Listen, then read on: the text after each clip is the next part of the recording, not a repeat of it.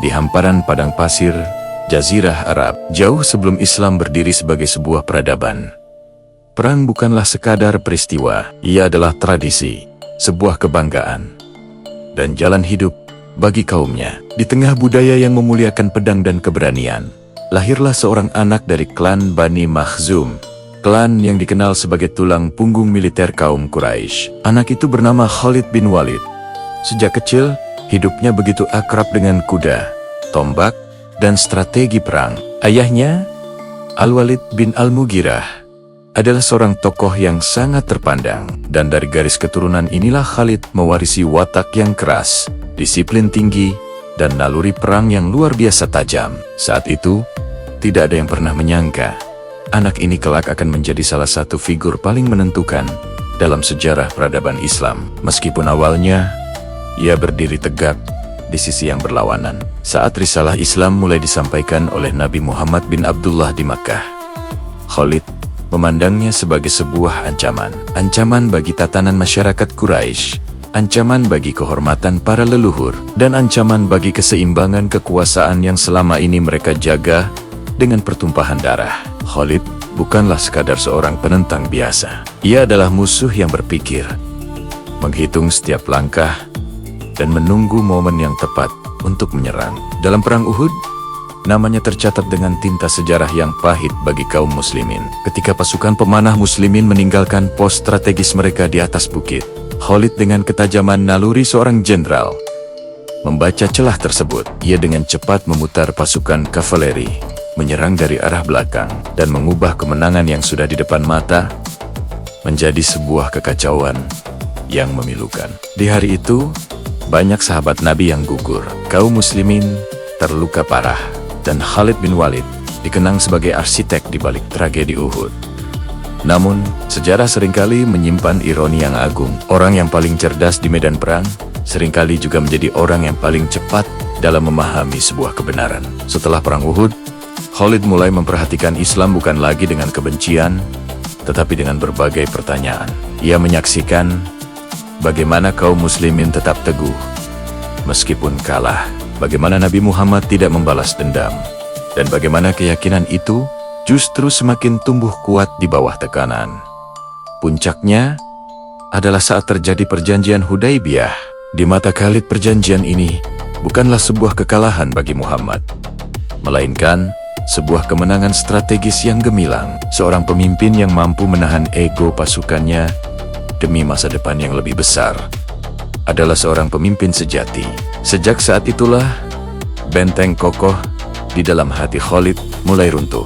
Pada tahun ke-7 Hijriah, Khalid bin Walid datang ke Madinah. Ia datang bukan sebagai penakluk, bukan sebagai panglima Quraisy, tetapi sebagai seorang pencari kebenaran. Ketika ia mengucapkan 2 kalimat syahadat di hadapan Rasulullah, sejarah Islam pun berbelok tajam. Nabi menyambutnya dengan senyuman dan kata-kata yang penuh makna, seolah-olah Allah memang telah mempersiapkan Khalid untuk Islam sejak lama. Sejak hari itu, pedang yang dulu terhunus untuk melawan Islam kini berada di barisan terdepan untuk membelanya. Tak lama berselang, ujian besar datang dalam Perang Mu'tah. 3.000 pasukan Muslim harus berhadapan dengan kekuatan Kekaisaran Romawi yang jumlahnya berkali-kali lipat lebih besar. Para komandan Muslim gugur satu demi satu. Situasi di medan perang nyaris berubah menjadi sebuah kehancuran total. Dalam kekacauan itulah, Khalid mengambil alih komando. Ia tidak memaksakan sebuah kemenangan, karena ia tahu itu adalah hal yang mustahil. Ia memilih untuk menyelamatkan sisa pasukan. Dengan manuver yang cerdas, pergantian posisi pasukan yang tak terduga, dan menciptakan ilusi seolah ada kekuatan tambahan yang datang, Khalid berhasil membuat pasukan Romawi ragu-ragu dan akhirnya menghentikan pengejaran mereka. Pasukan Muslim pun kembali ke Madinah dengan selamat. Di saat itulah Rasulullah menyebutnya dengan gelar yang akan abadi sepanjang zaman, Saifullah Al-Maslul, pedang Allah yang terhunus. Sejak saat itu, hidup Khalid tak pernah jauh dari medan perang. Dalam peristiwa Fatu Makkah, ia memimpin salah satu sayap pasukan Islam. Kota yang dulu ia bela mati Meshen dengan pedangnya, kini ia masuki sebagai seorang prajurit Islam Tidak ada sedikit pun kesombongan di wajahnya. Tidak ada niat balas dendam. Khalid paham betul, kemenangan ini bukanlah miliknya, tetapi milik Allah. Ia hanyalah sebuah alat. Setelah Rasulullah wafat, badai ujian kembali datang. Muncul nabi-nabi palsu. Salah satunya adalah Musailamah Al-Kadzab. Dalam perang Yamamah, Khalid menghadapi salah satu pertempuran paling berdarah dalam sejarah awal Islam. Pasukan Muslim sempat terdesak, banyak penghafal Al-Quran yang gugur. Dengan cepat Khalid mengubah formasi, memecah pasukan menjadi unit-unit yang lebih kecil, dan memimpin langsung serangan penentu. Musailamah pun terbunuh. Islam berhasil selamat dari ancaman perpecahan besar. Di masa kepemimpinan Abu Bakar dan Umar bin Khattab, Khalid menjadi ujung tombak ekspansi Islam. Ia menghadapi dua kekuatan besar dunia saat itu, Kekaisaran Persia dan Kekaisaran Romawi. Di Irak, ia berhasil menundukkan pasukan Persia yang berlapis baja dengan taktik kecepatan dan kejutan. Di Syam, ia memimpin sebuah manuver melintasi gurun yang oleh banyak orang dianggap mustahil, lalu memukul mundur pasukan Romawi dari arah yang sama sekali tidak mereka duga. Pertempuran Yarmouk menjadi mahakaryanya. Dengan jumlah pasukan yang jauh lebih kecil, Khalid mengatur rotasi pasukan, melancarkan serangan balik yang mematikan, dan menerapkan pertahanan elastis yang membuat pasukan Romawi runtuh secara psikologis. Bahkan, sebelum mereka benar-benar kalah secara fisik, dunia mulai menyadari Islam kini memiliki seorang jenderal yang tak pernah terkalahkan. Namun, justru di puncak kejayaan militernya, Khalid diuji dengan cara yang berbeda. Khalifah Umar bin Khattab mencopotnya dari jabatan panglima tertinggi, bukan karena sebuah kesalahan, bukan karena kegagalan, tetapi karena kekhawatiran bahwa umat akan mulai menggantungkan kemenangan pada sosok Khalid, bukan lagi kepada Allah.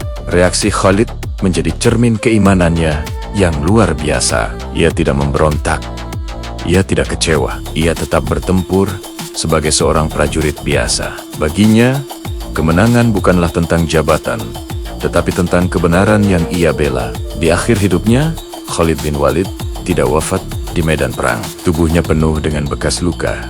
Namun, ajal menjemputnya di atas ranjang di kota Homs. Ia menangis, bukan karena takut akan kematian, tetapi karena ia sangat berharap bisa meraih kesyahidan di medan tempur.